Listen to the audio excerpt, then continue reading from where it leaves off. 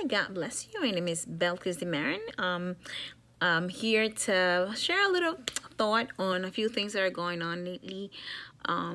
This past weekend, on Easter Sunday, something horrendous happened to Christians in the country of Sri Lanka. And it's very sad because this doesn't get, talked about as often as it should. Christians are persecuted brutally on a constant basis every day in Muslim countries at the hand of Muslims. And the Islam religion is a religion that is very, very anti-Christian, anti-Jewish, anti-woman, anti-children, anti-human rights, anti-anything good, you name it, they're against it.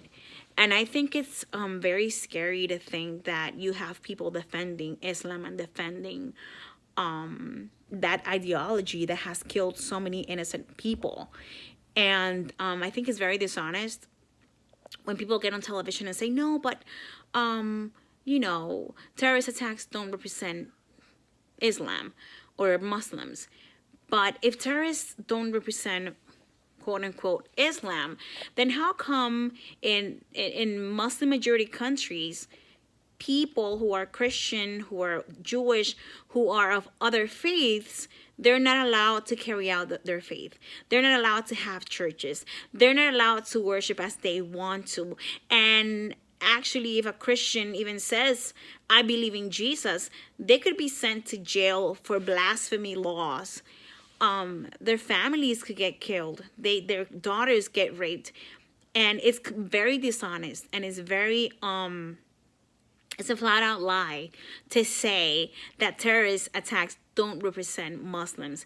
They do represent Muslims, because when you look at when a Muslim commits a terrorist attack, it's directly attached to their religion. Other people commit terrorist attacks. It could be because either they have a mental illness, it could be because they're just terrible people. It could be because of a number of different situations and different reasons. None of them are right. None of them are excused. But when you see other people committing terrorist attacks, they're not religious based. One thing that terrorists who are Muslims have in common is that every single time they commit a terrorist attack is directly attached to their religion. That's a fact. And if we know that fact, then why on planet Earth would we want Muslims in our countries? We should not have Muslim people running for office, for public office. That should not be allowed, because their religion it's in direct contradiction to every single human right that we have. It's a contradiction to our Constitution here in the United States of America. It's a contradiction to women's rights, to children's rights. Islam and a modern society, they cannot coexist. Why? Because Islam is a political system, not just a religion. It's a political system that is targeted at undermining other people's belief systems, other people's religions, other people's governments. It's not just a thing of them wanting to come to your country and just live there and assimilate. That's not the point. The point is of them trying to take over. And if you don't submit to what they want, then you have no right to live. That's exactly how it is. And if anyone denies that, they're lying. They're dishonest. And they should not be believed. I know that not every Muslim is a terrorist. And I know that not every Muslim goes out there to kill people. I know that's not how it works. There's a lot of very nice, very loving Muslim people. Not every single Muslim is a terrorist. But sadly, where you have a majority Muslim country there's no human rights for anyone. There's no a freedom of religion for anyone. You could be sent to prison for being an atheist, for being a Christian, for being a Jew. Oh, and if you're a homosexual, you know, you could get beheaded. You could be thrown off a building. That's not the terrorists doing that. It's the actual Muslim government doing that. And if that doesn't scare you, then what is? What do they have to do? How much evil do they have to do for people to realize that Islam is not compatible to society, to a modern society? It's not compatible to human rights. It's not. It's an ideology that should have stayed back in the, I don't know, 2,000 years ago. It should have never made it this far. And people are saying, oh no, is that? This is the argument of some of the apologists that apologize for the violence of Islam. Oh no, Islam is doing an evolution. It's the evolution of Islam. It's still at the point where, you know, it's still violent, but someday it's not going to be violent. You know what? I care about it being violent now. It's violent now. Islam could kill me right now, and that's what I care about. I don't care about Islam somehow, someday in the future not killing people. I care about the fact that it's killing people now. And I have to resolve that issue in the now. I don't care if they're going through an evolution process in which in 500 years they'll stop being violent. I care that right now it's killing people. Right now, Muslims are committing acts of violence in the name of Islam. They're killing people in the name of Islam, not in the name of anybody else but Islam.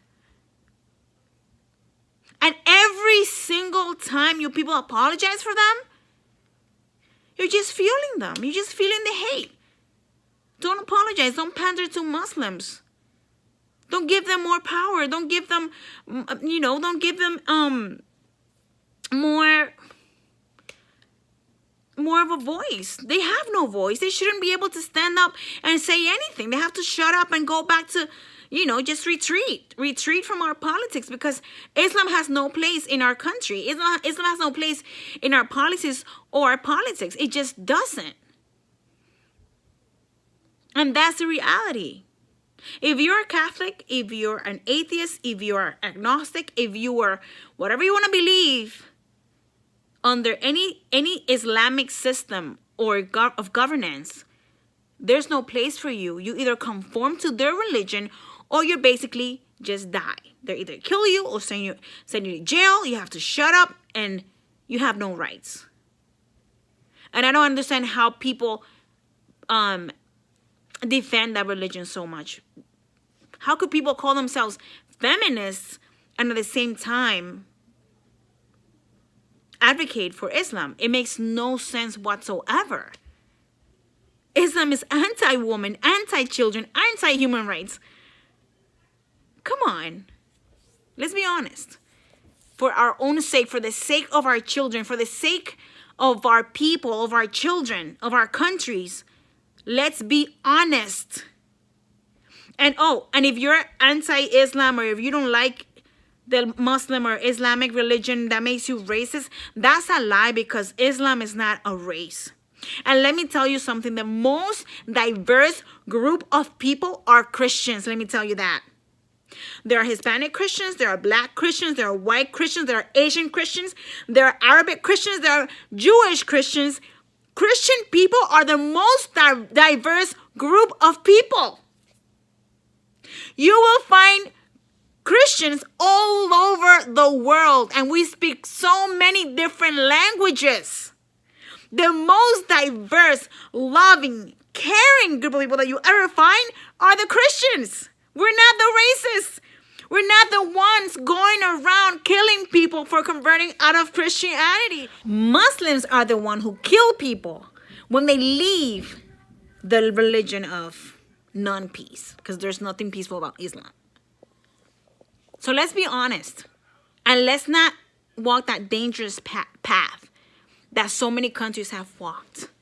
Just take a look at Afghanistan. Afghanistan used to have a thriving economy. It used to be a secular country. The moment that Muslims took over, the religious Muslims took over, Al-Qaeda, they destroyed that country, and it's horrendous now. You see women now burning their faces with acid because they don't want to be given up to marriage to some dude that they don't know. Every single country that Islam takes a hold of becomes a living nightmare for the people that live there, and not just for Christians and for non-Muslims, but also for Muslims too. Little girls giving off into marriage is horrendous. You know what? Islam should be illegal. A religion that advocates for children marriage, the rape of little girls, should be banned and made illegal. Nobody that has that mentality should be running government. It's backwards. It's anti any human right that we have fought so far to achieve. We as human beings, we have come so far. We have come so far. We freed the slaves. We gave women a voice. We gave women the right to vote. We have given our children the ability to be children. But you know what Islam does? Islam stones women to death. You have no right to own property because in Sharia law, women have no rights. Children are nothing but property. They could be sold to slavery. There is slavery in Islam in Muslim countries right now. We, the Western civilization, got rid of slavery a long time ago. Why would we want to undo all the amazing progress we have done by allowing Islam and the Muslim mentality to come and disturb such a great progress that we have done as human beings? Why go back to the cave ages? And I'm sorry, I don't care. You know what? I don't have to be sorry. I don't care if that offends you. Islam belongs in the cave ages. It should be buried. It should be done and over with. And we should move on as a society, continuing to do the great things that we have done. We've come along so far. Let's not mess it up with Islam. Let's shun that thing out of our countries, discourage it, and seriously ban it altogether. That's my opinion. And to be honest with you, the world will be better off without that horrendous religion. Okay, God bless you, and remember, Jesus loves you.